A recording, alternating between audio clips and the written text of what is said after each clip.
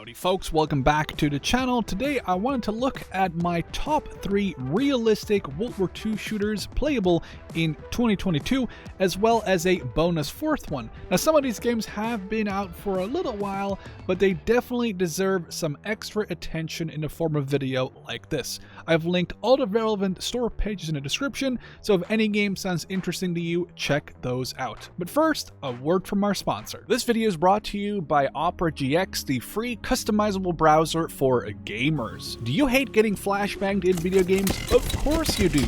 So why do you let your browser do this to you every single day? Say no more to getting flashbanged through Opera GX's Force Dark mode, and you can finally take those anti-flash goggles off. Do you want to squeeze out every possible frame while playing Arma 3 but still have your browser open? Opera's GX control panel lets you limit the RAM and CPU Opera can use so you can game in peace. If you do not have a high-speed internet connection, but you still want to play online games and listen to music, you can use the network limiter tools in Opera to set an upload and download limit with a lot of different speeds to pick and choose from. Now, if you happen to be anything like me, you have a ton of different messenger apps on both your desktop and phone. Now, luckily, Opera brings them all together on this handy sidebar.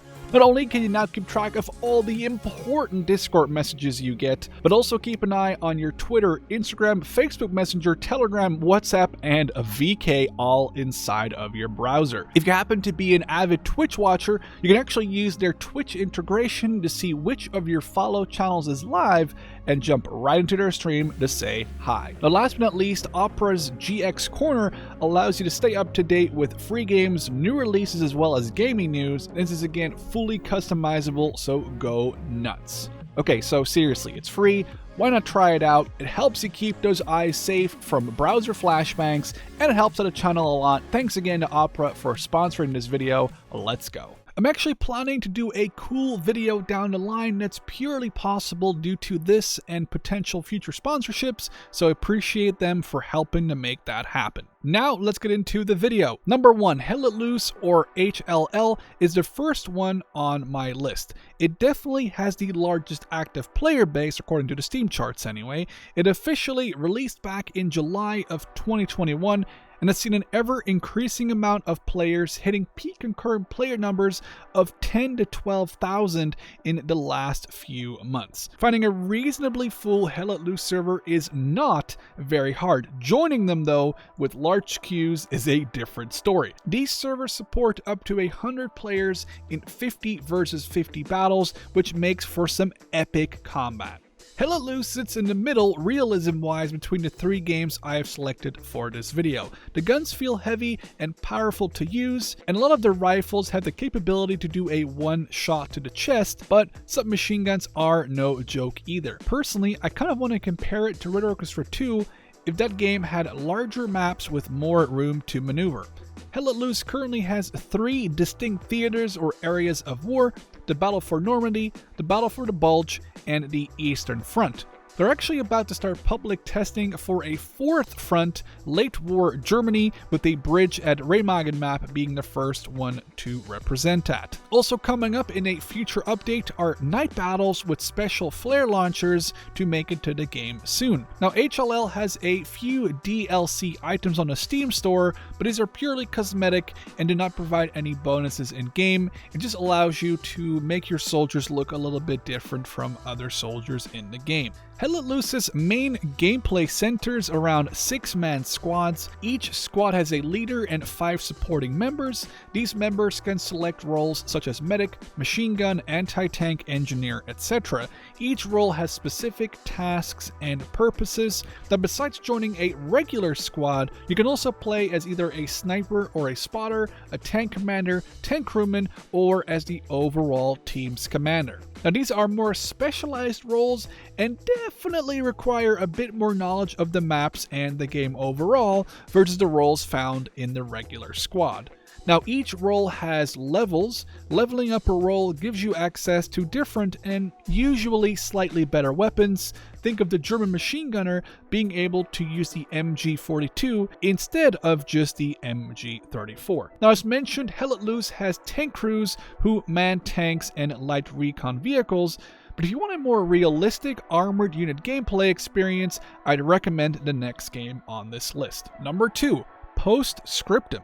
Now, Postscriptum has been out for a while. It actually officially released back in August of 2018.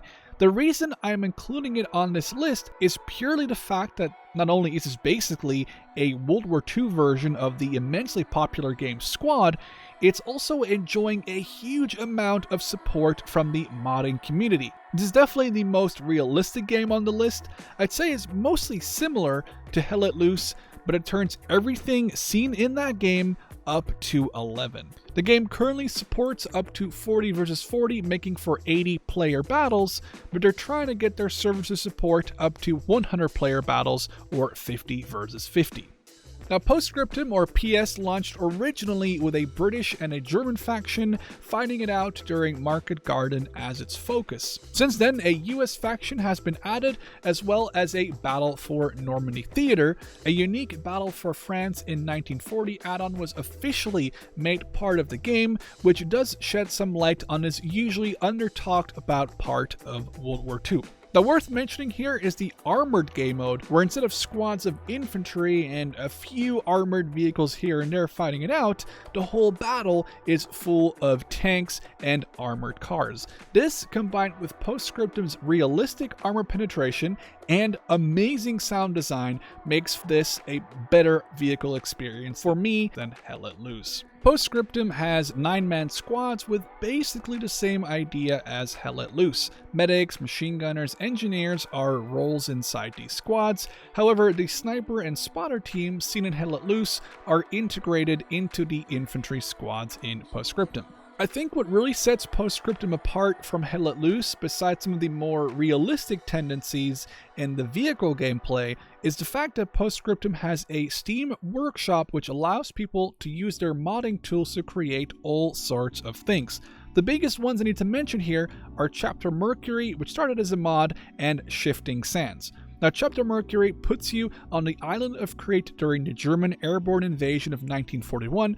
Currently, one map with the Germans facing the New Zealanders has been added, but allegedly more factions and maps are on the way. This mod has since then been officially added to the game as a free add-on. Now, more recently, the Shifting Sands team had their first public showcase, of which I made a video. This portrays the combat in the deserts of North Africa, which is honestly an underrepresented theater in games just like France in 1940. Now, if Shifting Sands goes the way of Mercury, this means another project that started as a mod will become an official part of the full game. Now, last but not least, there is a decent-sized community of groups who host realism events.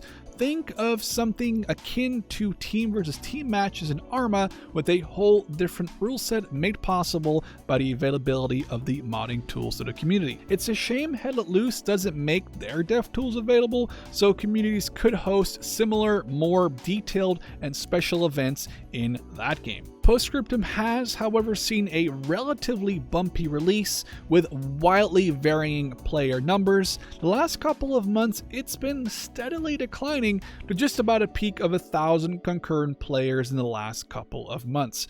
I think Postscriptum deserves a bigger player base, but if you really want to be sure of having games to play with people, join one of the realism units, and playing with people should not be an issue anytime soon. Number 3, Enlisted. Maybe not what you expected to see on this list, but I definitely think Enlisted deserves to be mentioned. Enlisted is a free-to-play game that's not just available on computer, but also on previous and current-gen PlayStation and Xbox consoles. The cool thing about Enlisted is it allows computer players and PlayStation and Xbox players to use crossplay to join each other's matches. Hell Let Loose does have a console version out, but no crossplay available. Enlisted released back in March of 2021 and has seen quite a bit of content being added to it since then. There's a lot of different theaters and maps in Enlisted, but they are divided into a campaign system.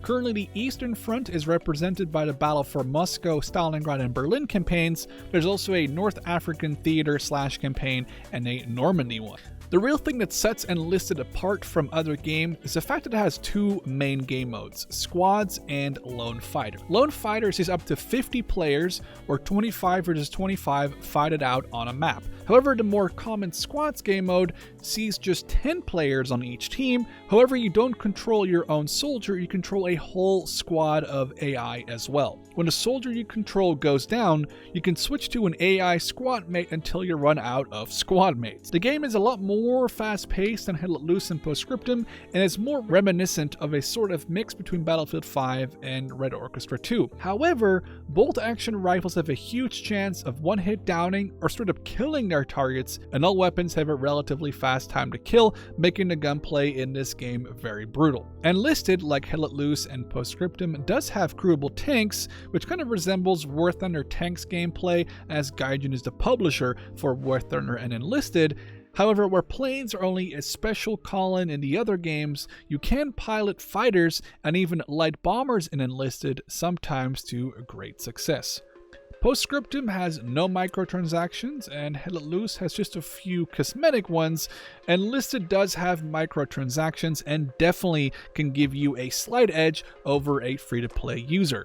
A large part of Enlisted is the constant leveling and upgrading of your squads. These squads will start off small with just 3 or 4 members, but can grow to be huge 9-man teams with all sorts of upgrades. Now, Enlisted may not appeal to everyone, but the beauty of a free game is that you can try it out and not lose anything if you don't end up liking it. I just wanted to add this as a bonus number 4, Red Orchestra 2. I wanted to quickly talk about this game as a bonus addition to this video.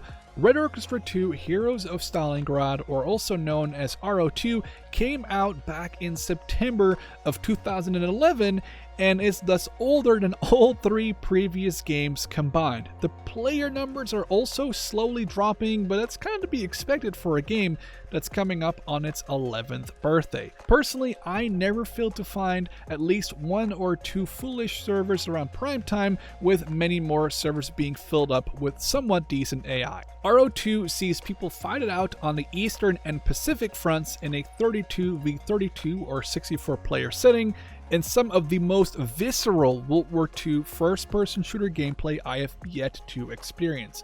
As much as Postscriptum and Hit Let Loose look better, the quality of the voice acting and the general sound design of RO2 has yet to be surpassed in my opinion. You join the battle as one of many classes: rifleman, machine gunner, team leader, sniper, etc. Now, most classes have some sort of upgrade or unlock. For example, the German machine gunner can unlock an MG42, or the Soviet sniper can unlock a semi-auto scoped SVT to replace his bolt-action Mosin sniper. RO2 does have a few armored units, such as the Panzer III, T-70, T-34, and Panzer IV, but these are usually limited to just like 1 or 2 per team if the map has them at all.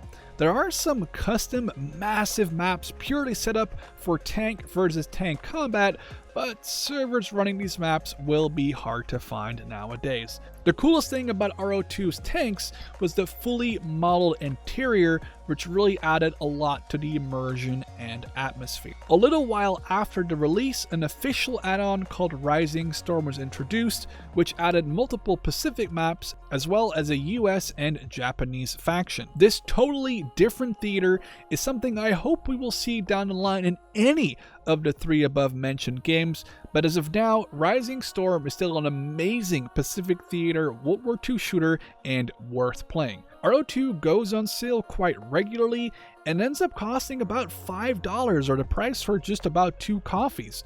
I personally wholeheartedly recommend checking out this piece of World War II first-person shooter history if you ever have the chance, especially at that discounted price. So with this look at 3 of the best World War II first-person shooters to play in 2022 and the secret edition of that 4th one, we came to the end of this video. I hope you enjoyed, and I look forward to reading some of your thoughts in the comments. Hope to catch you in the next one.